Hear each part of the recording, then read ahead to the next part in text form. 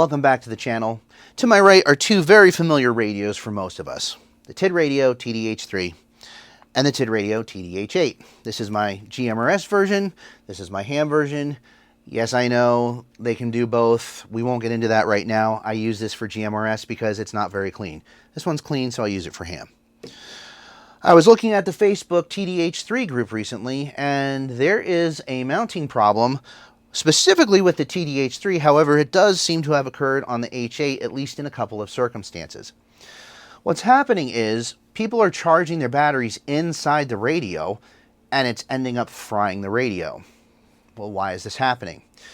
Based on what some users found as they measured the charging as it was happening with multimeters and whatnot, instead of the battery cutting off voltage and saying, hey, I don't need any more power, I'm fully charged, it's passing 15 volts to the radio. Now, if you know how many volts the radio is supposed to take, that's nearly double. That's not going to end well. And it can burn out the radio, and has burned out the radio in multiple circumstances for some users, maybe just once or twice for others. The problem is there doesn't seem to be a way to determine when this is going to happen. It seems like it's the luck of the draw with the battery. So my advice for you, and what I will be doing from now on, is charging my batteries outside of the radio, not inside. I will never charge my battery inside my Tid-Radio ever again. Now you might be wondering, well, Matt, there's firmware available for the TD-H3. Would that fix it? Unfortunately, no. It's not really the radio's fault, although maybe the radio should have some type of protection circuit inside of it so that it doesn't allow that 15 volts to pass, but we're past that point now.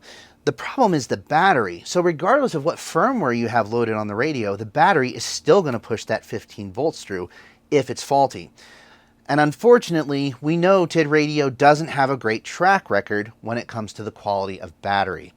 I've even had issues with mine. Fortunately, none of them have fried my radio, but a lot of them had that like constant red LED even when they were fully charged. Then you unplug it, plug it in again. Oh, now it's saying it's fully charged. There's something up with the charging controllers on their batteries. Better to be safe than sorry. But I know some of you are going to say, hey, it never happened to me. I'm just going to keep going the way I'm going. Hey, that's your choice, and may the odds be ever in your favor. But for me, I will never charge my batteries inside my radios again. I just don't want to risk it. Now, I'm not going to discourage you from getting a TD-H3. In fact, I think they're a great little radio to play around with. Better than a UV5R by far, because it can just do a lot more. But be careful with your batteries.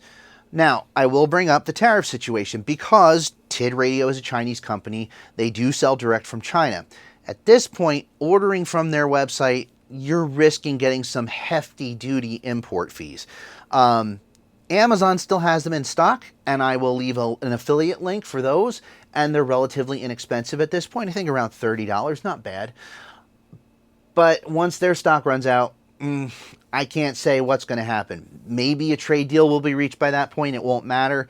But if you're interested in one, Amazon is probably your best bet right now. So that's going to do it for this video. I hope you found it helpful. And remember, when it comes to tech, I've got you covered.